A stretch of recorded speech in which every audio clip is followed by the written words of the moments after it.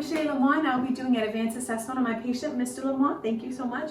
We'll be checking for the deep tendon reflexes. Now, this assessment you won't do every day on the floor or in a clinical setting, but we'll often do this, and it's often indicated when there's been maybe some traumatic injuries, some orthopedic injuries, maybe some spinal cord injuries, maybe they fixed it, and we want to just check what's the response now, how's it going? And so what we'll be doing is we'll checking with this deep tendon reflex hammer. We'll also be checking with a grading tool.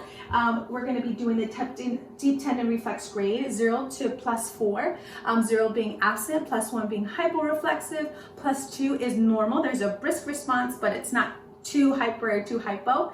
+3 is hyperreflexive, and then +4 is clonus. When that tendon is hit with this tool, it's continuing to reflex, and so we're going to look into that a little bit more because that's abnormal. So we're going to be going to begin our assessment. We'll be checking the 3 tendons up in the upper extremity and 3 in the lower, and so we'll be doing the bicep tendon. So I'm going to have my patient relax. We'll often talk about other things such as counting. I'll have maybe distract them because we want to make sure that they're relaxed. They're not focused on this as part of the assessment.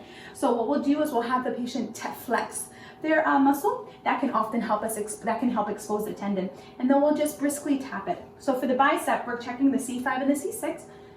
And we're just looking for a response in the muscle. So I see a muscle response here. That's a +2. That's wonderful. That's normal. And so we're going to, again, be checking both sides bilaterally. We're going to be checking what's the duration, how long is it going, is there any other muscles reacting, and going from there. The second tendon is checking the C7 and C8. That's going to be proximal to the elbow. That's the tendon reflex. So we're going to see some elbow extension there. Okay, so that's a +2. And third, we're going to check the brachial radius. That's the last of the upper extremity. That's checking the C5 and the C6 also.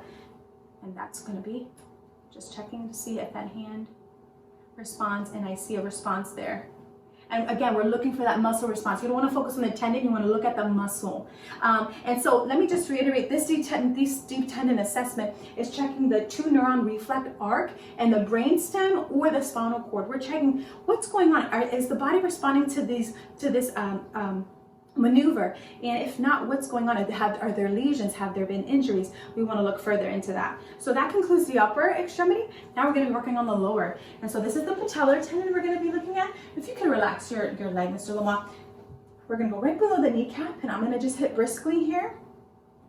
And we're just checking for that response. Very good. Now the second tendon in that lower extremity is the Achilles. I'm going to extend that up here so we can see here. And then I'm just going to dorsiflex that foot a little bit, see what his response is, kind of feel that there lightly.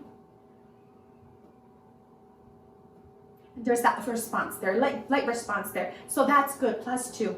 And then if this would be absent, we check for the Babinski, which is I would turn my tool upside down. Now kind of do a maneuver this way, kind of like a hook shape, and see if his toes fan out and see, what's the response there? You can relax your foot. And then if that responds, I'll also I'll also check the Hoffman reflex response. So I would flick that middle finger, and I would see, do these respond? Are they coming together? If they're absent, again, we're going to be checking for further evaluation. We're also going to be checking what's going on. If it's hyperreflexive, that can also be an indication if it's a pregnant woman. Sometimes when they're preeclamptic hypertension, protein in their urine, their edematous, they can also show a hyperreflective response, which isn't good. That can end up being a seizure activity, and so we want to look into that further. And so that could be a good indicator to do an assessment on a preeclamptic woman to kind of help her in her situation, so there could be a healthy mother and a healthy baby post-delivery. And so those are some abnormal findings. And so again, the bicep is a C5, C6, tendon C7, C8, C5, C6, you're checking that spinal cord. The knee is the L2, L4. The Achilles is the S1. And again, these are the deep tendon reflex assessments.